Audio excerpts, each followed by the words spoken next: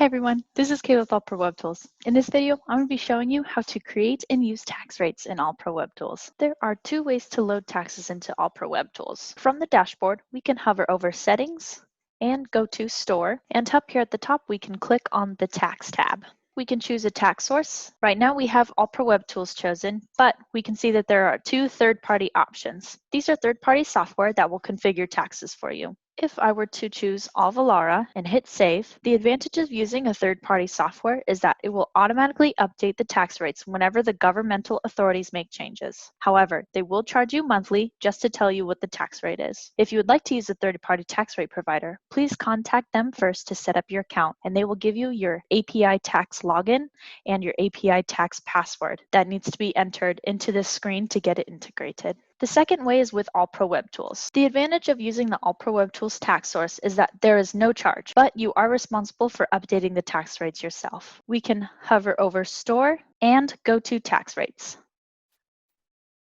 If we're going to be using AllProWebTools as our tax source, we can load our tax rates in. In order to do that, there are two ways. We can use the Upload CSV tool. In order to do it this way, please click the link in the description below. The second way is to manually enter the tax rates that apply to your business. Some businesses only charge tax at the state level, and this is very easy to set up. First, we're going to open up a new tab, and we're going to Google Michigan sales tax. We can see here that it says that Michigan sales tax rate is currently 6%. If we go back into AllProWebTools, we can enter that in. If we're going to be entering a state tax rate, we can go in here in the drop-down box and say state. We're going to enter the tax rate right here. Let's be sure to hover over this question icon, and it says enter it. If it's 3%, you put 0.03. So in this case, since it's 6%, we're going to put 0.06. And we get to choose the state. We can hit save. Once it reloads, you can see down here at the bottom where it says existing tax rates, it is put down here. For many businesses, this is all that needs to be done. But for other businesses, they need to charge an additional tax for their city. And here's how you do that. Let's open up a new tab. We're going to Google San Francisco sales tax. San Francisco has a combined state tax of 8.5%. When broken down, you will see that there is a 6% state tax, 0.25% city tax, and a combination of 1% and 1.25% for the county tax. We can reflect that in our AllProWebTools account. We go back in the Add Edit Tax Rate section. We can select state, and the state tax rate is 6%. And we can hit save. In the city, there is a tax rate of 0.25%. So that's going to be 0.0025.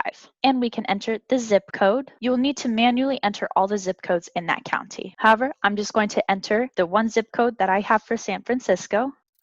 I'm going to hit save. Finally, I'm going to enter the county tax rate. I'm going to combine the 1% and 1.25 for a total of 0.0225.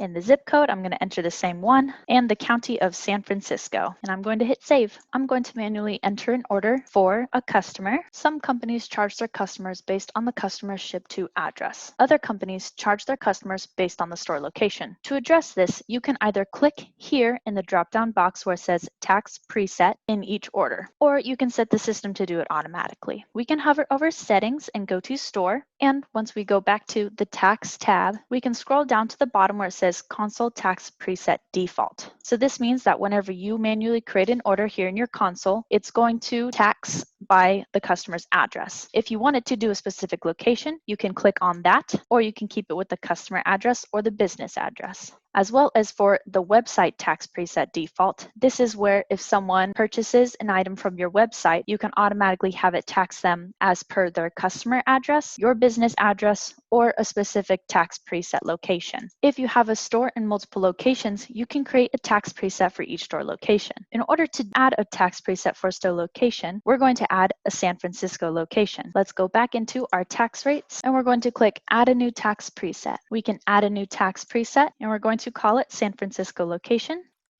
and hit submit. Now that it's saved down here in existing tax preset, we can go back to tax rates, and here in the drop-down box, we can click San Francisco location. If you don't charge a city, county, or state tax, you don't need to put it in your preset under San Francisco location tax. But in this case, I do charge all of the taxes for this location, so I will put it in the tax preset and save it. To summarize, you would use the tax preset for specific store locations. Otherwise, you can set the default in the system. Now that I have my tax preset set for my store location, I can go back to the order and reload the page. Here, I'm creating an order for this customer, and I need to make sure that the sales tax preset and the customer address's zip code I choose matches the preset tax rate I'm charging them. When I add items to their order, and then click Calculate Shipping and Tax, you can see here that it automatically adds the preset that I had for this location of each tax rate, and it charges them the proper tax. If you would like to make a product non-taxable, we can head over to Store and click on Products. If we are either creating a new product or editing a pre-existing one, we can see on the right-hand side the taxable toggle switch. If we flip it to No, then that item will no longer be taxable. For more information on setting tax-exempt status, please reference the link to the video below. Thank you so much for watching. If you enjoy helpful videos like this, please like, subscribe, and turn on that notification bell so you can be notified when AllProWebTools post videos just like this one to help you manage your business. Again, thank you so much for watching. We'll see you next time.